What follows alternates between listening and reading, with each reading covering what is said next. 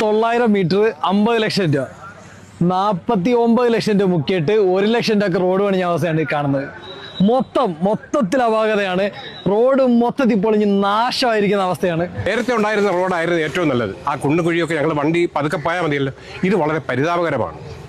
ഇതിനൊരു ശാശ്വതമായ ഒരു പരിഹാരം ഉണ്ടാക്കണം. ഇതൊരു കാരണവശാലും ഞങ്ങൾ അനുവദിക്കുന്നതല്ല. ഈ നാടിന്റെ ഒരു ആവശ്യമാണത്.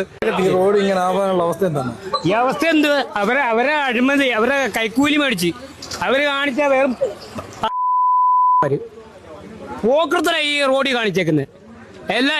എല്ലാരും കൂട്ടത്തോടെ കൈ മേടിച്ച് പോക്കറ്റ് വെച്ച്, അതുകൊണ്ട് ഇങ്ങനെ ഈ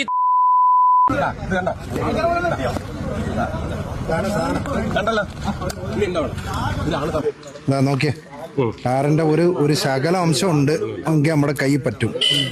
ഇതുണ്ടോ കയ്യിൽ പറ്റിയിട്ടില്ല. ഒരു കാരണം പറയട്ടെ, ഇത് 900 മീറ്റർ ഉണ്ട്. ആ ചെയ്തെടുത്ത് മുഴുവൻ നിങ്ങളുടെ ഇതിന്റെ ഭാഗമാണ്. നിങ്ങളാണ് ഇംപ്ലിമെന്റ് ഓഫീസേഴ്സ്. നിങ്ങൾ നിന്ന് ജയിച്ചതാണ്. നിങ്ങൾ ഇതിനകത്ത് എത്ര മെറ്റീരിയൽ കയറിയെന്നോ എത്രയൊക്കെ ക്വാണ്ടിറ്റിയാണ് ഇതിനകത്ത് വേണ്ടതെന്നോ നിങ്ങൾ നോക്കിയിട്ടില്ല. എല്ലായിടത്തും ഇല്ലല്ല. ആ മേഡത്തിനകത്ത് ചോദിച്ചാൽ മേഡത്തിന് അറിയത്ത പോലും ഇല്ലായിരുന്നു. ഞങ്ങൾ ചോദിച്ചത് അതായത് അവിടെ മുതൽ, അതായത് കിഴക്കടുത്ത് മുപ്പ് മുതൽ കോട്ടക്കകത്ത് മുപ്പ് വരെ പലയിടങ്ങളിലും ഇത് പൊളിഞ്ഞിട്ടുണ്ട്. അപ്പൊ ഇത് റീടാർ ചെയ്യാന്നുള്ളതിന് അപ്പുറത്തേക്ക് വേറൊരു ഓപ്ഷൻ ഇല്ല. നമുക്ക് എവിടെ കോൺക്രീറ്റ് ചെയ്യണ്ട, എസ്റ്റിമേറ്റ് റീടാർ ചെയ്യാൻ നല്ലതുപോലെ വൃത്തിയായിട്ട്. ഒരിക്കലും ഊറ്റുകൊണ്ടല്ല ഞാൻ ചോദിക്കാം. അങ്ങനെ ഊറ്റുകൊണ്ടായിരുന്നെങ്കിൽ ഈ വടക്കുന്നുള്ള ആ പ്രദേശത്തൊക്കെ എങ്ങനെയാണ് വരുന്നത്? 15 കൊല്ലം മുമ്പ് ടാർ ചെയ്തതാണിത്. 10 വർഷത്തോളം നല്ലതുപോലെ കിടന്നു. സാധാരണ ടാറിങ് ഈ 5 കൊല്ലം കൊണ്ടാണ് അതിന്റെ കാലപ്പഴക്കം മൂലം പോയത്. ഇവിടെ മാത്രം എങ്ങനെയാണ് ഈ ഊറ്റ് വരുന്നത്? അതിന്റെ വാട്ടർ ലെവൽ എവിടെയാണ് കിടക്കുന്നത്? ഇവിടെ ഊറ്റുണ്ടെങ്കിൽ അതേപോലെ അവിടെയും വെള്ളം പോകും. വാട്ടർ ലെവൽ അനുസരിച്ചാണ് ആ കുളത്തിന്റെ അളവില് ഇതിനടിയിലും വെള്ളം കാണുന്നത്. മനസ്സിലായോ? ഇവിടെ വെള്ളം പോകുന്നില്ല. ആ വെള്ളം അതിലേക്കൂടെ അങ്ങ് പടിഞ്ഞാട്ട് പോത്തേ ഉള്ളൂ. രാഷ്ട്രീയ പാർട്ടി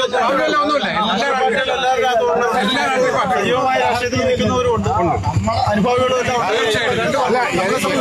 എന്റെ ഒരു അഭിപ്രായം സാറേ, നമുക്ക് പെട്ടെന്ന് അങ്ങ് തീരുമാനം എടുത്ത് ഉടനങ്ങ് സാധിക്കണമെന്നില്ല.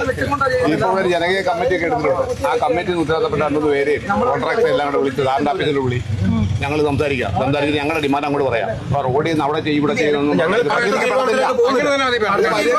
ആദ്യം കടുത്ത തീരുമാനം എടുത്തത് റോഡ് മുഴുവൻ ജെസി വെച്ച് ഇളക്കുക, വീണ്ടും ടാർ ചെയ്യാന്നുള്ളതായിരുന്നു. അപ്പൊ അതിന്റെ പ്രായോഗികതയെ കുറിച്ച് ചർച്ചകൾ വന്നു.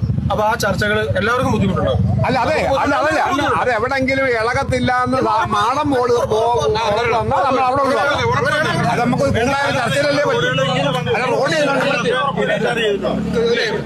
നിങ്ങൾ ഈ പറയുന്ന നമ്മുടെ ആ ഭരണിക്കാവിൽ നിന്ന് കിഴക്കോട്ട് പോയ റോഡ് ഇതേപോലെ ചെയ്തിട്ട് അത് മൊത്തം കുളമായിട്ട് അത് വീണ്ടും റീടാർ ചെയ്തു. അതിന്റെ തൊട്ട് പുറകെ തന്നെ